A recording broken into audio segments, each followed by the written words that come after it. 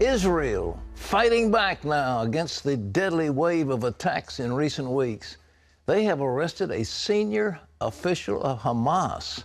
And one Israeli leader says the heads of Hamas, quote, cannot expect to incite violence from the comfort of their living rooms and the pulpits of their mosques. Israeli Prime Minister Benjamin Netanyahu says Palestinians are using social media to inspire young people to carry out these terrorist attacks. Chris Mitchell brings us the story. It didn't take long for Hamas to come out with a video reenactment of a terrorist stabbing and shooting attack on an Israeli bus. 2 Israelis were murdered in that attack, and the terrorists were killed. It's this kind of combination between Islamic extremism and the internet that's fueling the current wave of violence, Netanyahu says. It's Osama bin Laden meets Mark Zuckerberg. It's incitement on social media networks. This is what is motivating the acts of murder. Netanyahu says that assessment comes from investigation of terrorists. We investigated the terrorists, those who are still alive. We went to the Facebook pages of those who were killed during their attempted murders. And we see clearly there is very direct incitement, and this is what motivates these acts of murder. In an interview aired on official Palestinian Authority television, senior Fatah official Jibril Rajoub glorifies terrorists.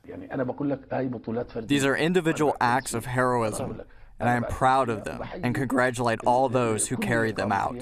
Referring to one terrorist who murdered 2 Israelis on a Jerusalem bus, Rajoub said, that hero who wrote a Facebook post that could be a document worthy to be taught in schools about the meaning of martyrdom. On his Facebook page, Baha Aliyan scorned what he called real media and chastised Palestinian leaders as well as fellow Palestinians for a lack of patriotism. Israel released a document of some of the recent cases, including a Facebook post from an advisor to Palestinian Authority President Mahmoud Abbas. In it, Sultan Abu el-Ainin praises the murderer from the Beersheba bus station attack, saying he receives a Medal of Honor as a martyr. Other posts show various cartoons encouraging knife attacks.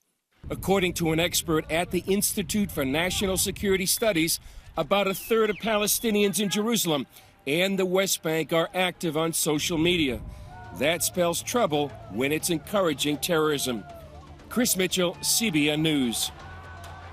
Well, the political correct crowd is not showing some of these things. You're probably only seeing them on CBN, but nevertheless, there they are. It's the truth. It's what's happening. And the Israelis are absolutely right to stand up against this type of terror. And if Hamas is the instigator, then call them who they are. They're criminals and assassins, and they need to be taken to justice. Well, here at home, the state of Texas has cut off Medicaid funding for Planned Parenthood clinics. John Jessup has that story from our CBN News Bureau in Washington. Here's John. Pat, that move to cut funding comes after secret videos caught officials from America's largest abortion provider discussing the sale of the parts of aborted babies. Charlene Aaron has that story. Following the release of gruesome undercover videos at Planned Parenthood facilities, Texas Governor Greg Abbott announced that the state is terminating the abortion provider from its Medicaid program. It's all part of a plan to provide greater protections for babies in the womb and to prevent the sale of baby body parts. Texas has stepped forward and shown its unyielding commitment to both protecting life and providing women's health services, said Abbott. The gruesome harvesting of baby body parts by Planned Parenthood will not be allowed in Texas, and the barbaric practice must be brought to an end. As such, ending the Medicaid participation of Planned Parenthood affiliates in the state of Texas is another step in providing greater access to safe health care for women while protecting our most vulnerable, the unborn. In a letter from the Texas Health and Human Services Commission Office of the Inspector General, Planned Parenthood affiliates were told that the abortion provider and its affiliates are no longer capable of performing medical services in a professionally competent, safe, legal, and ethical manner. The defunding move comes on the heels of controversy surrounding the release of undercover videos by the Center for Medical Progress, which show Planned Parenthood officials discussing the sale of fetal tissue. Dr. Ben Carson recently made a campaign stop in the Lone Star State. He applauded the state's decision to cut funding to Planned Parenthood. As far as I'm concerned, Planned Parenthood is on their own, and there's no way that the public should be supporting an institution that has the record that they have. Planned Parenthood blasted the state's move, pointing out that a federal judge in Louisiana blocked a similar move there on Monday. Meanwhile, Republicans have called for Planned Parenthood to be defunded at the federal level. The U.S. House of Representatives has voted to create a special panel to investigate the group, saying its dismembering of babies is barbaric. Charlene Aaron, CBN News. Thanks, Charlene. And Pat, several states have followed Texas's lead. Well, they should. Why should our money, the money that is taken from you and me and millions of Americans in our taxes, why should that money go to pay for something that we abhor? What they do is abhorrent, and there's just no way that they ought to get funding. Now, if they are able to raise money privately, if these rich New Yorkers, for example, these foundations that seem to like them, if they want to pay the bill for them, well, they have a perfect right to do so. And we're not in any way saying that Planned Parenthood, under these circumstances, should be shut down. But they certainly shouldn't be qualified to receive massive amounts, and it's over $500 million a year, massive amounts of federal taxpayer money. It just shouldn't happen. John? Pat, Russia's airstrikes in Syria have proven to be very deadly. They've killed 370 people since beginning the military campaign September 30th, and around a third of them have been civilians. That's according to the Syrian Observatory for Human Rights.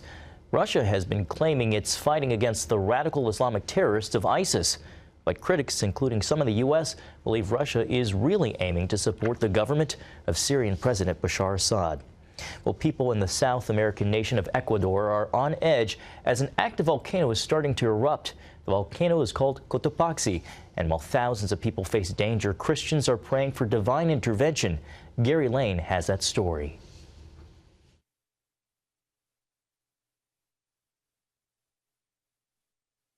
Cotopaxi is one of the most dangerous volcanoes in the world. Part of the Pacific Ring of Fire, it's located just 30 miles south of Quito, Ecuador. The volcano has erupted more than 50 times in the past 300 years. And because it is active, people living nearby are under constant threat. 80% of the churches are in the path of possible destruction. Pastor Felipe Quispe and his wife Teresa Bastidas pack away musical instruments used by their church praise band. They started the Breath of Life Christian Center 35 years ago. Now they're forced to evacuate. As a human, I'm pained, yes, after all the efforts have been made, because the truth here, we've had tithes, offerings, and we've had no outside help at all. Pastor Felipe and his 300 church members are trusting God to keep them safe. We know that God will free us from the risk of death. He will care for us. CBN News traveled around the outskirts of the volcano and found evidence left behind many years ago. We visited Chilintosa, a rock dating back to the 19th century, the last time Cotopaxi erupted. The huge boulder attracts both locals and foreigners. I've come with my children and grandkids to show them what it really means to be at the edge of the Cotopaxi. Despite evidence of past destruction, many residents still refuse to leave their homes.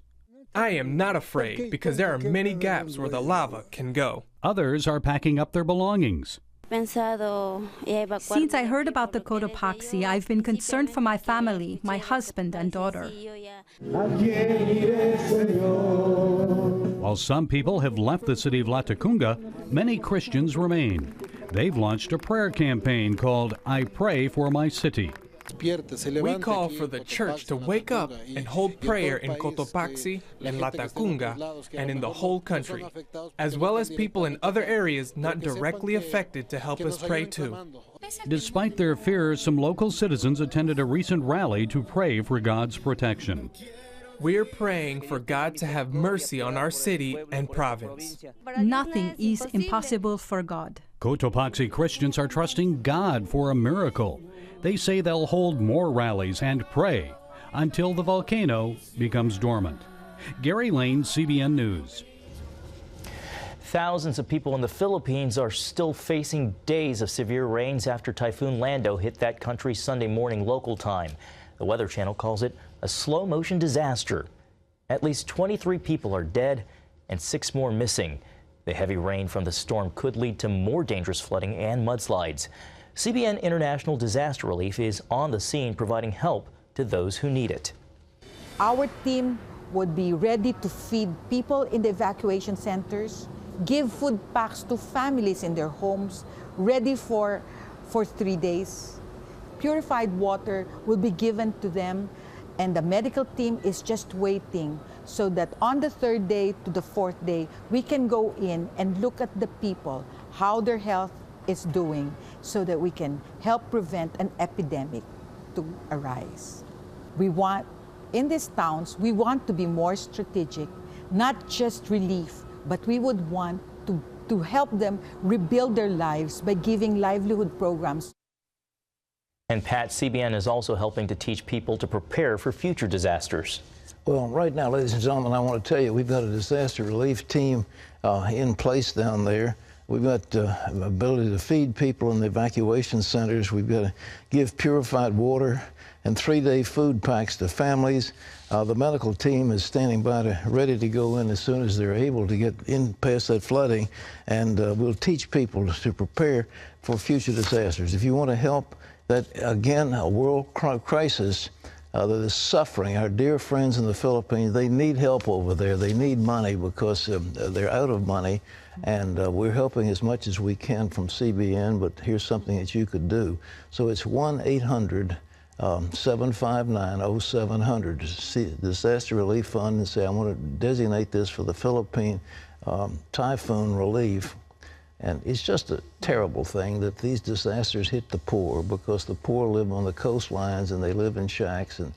And when there's an earthquake or there's a tornado or there's a volcano or there was a hurricane or whatever, it seems like they suffer more than anybody. And we need to be there to help them, because God's heart aches for the suffering of those people. So again, the number's on your screen. And please, in this one, give generously, because we want to help our friends in the Philippines. 1-800-759-0700.